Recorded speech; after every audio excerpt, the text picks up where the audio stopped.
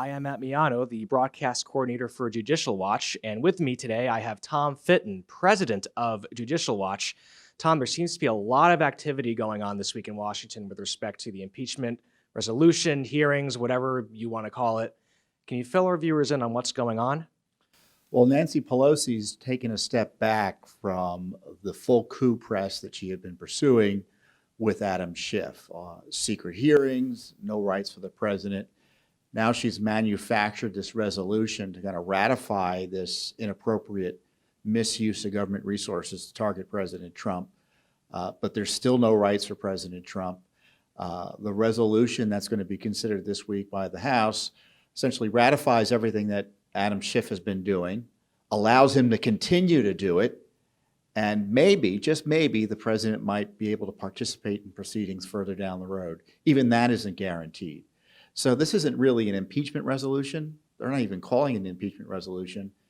It's a coup resolution. It ratifies the inappropriate conduct of Adam Schiff, who is conducting hearings in secret, directing witnesses not to answer questions about who's behind this coup cabal targeting President Trump within the deep state. And it's just an outrageous abuse of power. And the good news is the Senate has expressed some dissatisfaction. There are at least 50 senators who have said this process is no good.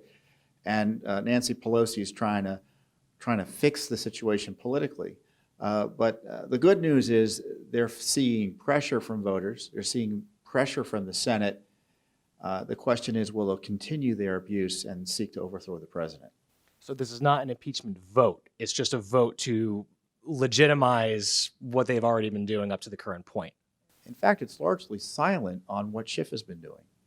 He's been talking to deep state witnesses who disagree with President Trump on policy, and they're trying to transform that into an impeachment argument.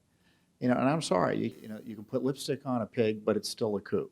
So this impeachment resolution doesn't mean much in terms of legitimizing what ought to be a serious constitutional process that protects the due process rights of the president, the prerogatives of the president as president of the United States, and protects the interests of the voters in making sure that the chief executive officer of the United States, the head of the executive branch, isn't kicked out of office on a pretext.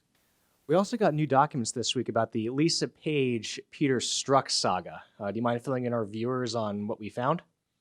We got documents the Justice Department had told us they didn't have. And these were documents about communications between Bruce Ohr, whose wife worked for Fusion GPS, and Peter Strzok and Lisa Page. Now, Ohr said, hey, I had a meeting with Peter Strzok. But the Justice Department, in response to our request under the Freedom of Information Act, told us, well, no, there are no documents. So we had to sue, we've been litigating, and lo and behold, they found documents. So they show that Ohr and Peter Strzok and Lisa Page were in regular communication, especially during that period of time after the election where the whole Russiagate smear operation against President Trump, the Spygate operation against the incoming president at the time, was really heating up within the Justice Department. And you see Strzok and Bruce Ohr and Lisa Page all working together hand in glove. So there's been an update with the investigation into Spygate by the DOJ. Now there is a criminal investigative component that is going on by Attorney John Durham. Can you tell our viewers a little bit about that? Well, this is why there's a coup, because they're worried, the Democrats in the House are, that their leadership will be subject to criminal investigation and prosecution.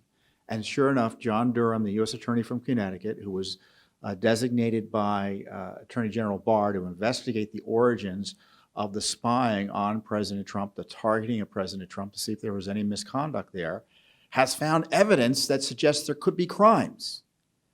So this whole Russiagate operation targeting Trump, we have a federal prosecutor confirming there's enough information to open a criminal investigation into the opening of the counterintelligence investigation, Spygate, targeting of President Trump.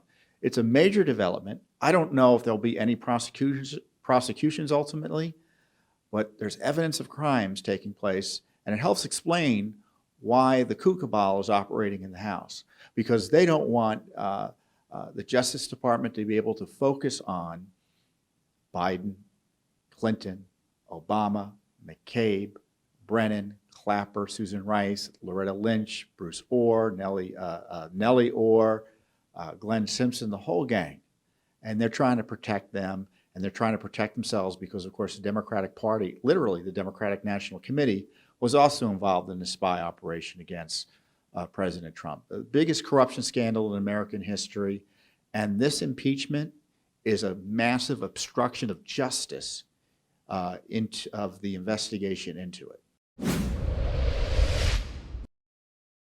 Thanks for tuning in. Be sure to subscribe to our YouTube channel to catch all the latest news from Judicial Watch.